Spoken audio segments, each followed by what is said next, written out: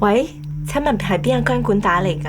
紅梅，係小雲啊！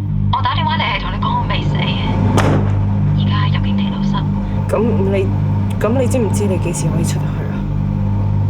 潘姐，如果 Linda 得啦，唔該晒。唔知啊，老實話齋，其實留喺度都唔錯嘅。你喺度係咪為咗佢哋？你哋屋企人？如果要我啲屋企人幫我還啲債，真係唔知點樣面對佢哋。小雲，咁你咧？近排點啊？係咪同阿 Linda 都好忙㗎？死八婆，唔使理佢。